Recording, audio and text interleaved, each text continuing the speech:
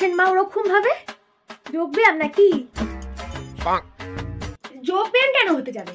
দেখতে পাচ্ছ না আমি এই ভাতে হাত দিয়েছিলাম, এই হাত দিয়ে ওই হাতটা যেখানে সেখানে ঠেকাতে পারবো না, সঙ্গী হয়ে যাবে। হ্যাঁ, কিছুই তো জানো না দেখছি। এই এই এই তুমি আমার তরকারি বাটিটা হাত দিলে কেন?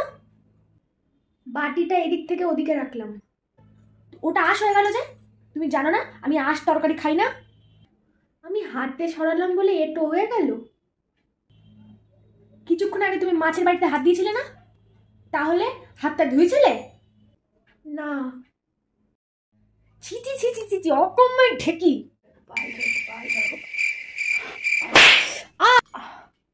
দেখে চলতে পারো না তুমি? এই ভাত খাওয়া কাপড়ে আমাকে ছুঁয়ে দিলে তো। এই শীতের সময় আবার আমাকে স্নান করতে হবে। তুমি কি চাও আমি নিমোনিয়া হয়ে মরে যাই? এত তাড়াতাড়ি আমার সেই সৌভাগ্য হয়নি। কি না, কিছু না, যান স্নানটা করে নিন। আচ্ছা বৌমা, তুমি ছাদ থেকে জামা কাপড়গুলো তুলে এনেছো তাই না? হ্যাঁ মা। আচ্ছা কে বলেছে তোমাকে এত উপকার করতে এই মাসিক চলা অবস্থায়? এই সব কটা জামা কাপড় ছুঁয়ে দিলে এবার আমি কি পরে পুজো করব? না না মা, আমি খুব ভুল কাজ করেছি আপনার উপকার করে। বলছি কি, আমি না গামছাটা কিন্তু ধরিনি। গামছা পরে পুজো করব?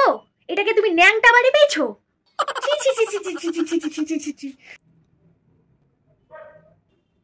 এ মা বৌমা, তুমি পেনটাকে শুদ্ধ এটো করে দিলে।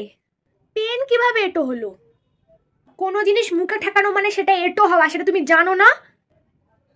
তাহলে তো আপনার ছেলেও আস্ত একটা এটো মানুষ। কি? না না, কিছু না।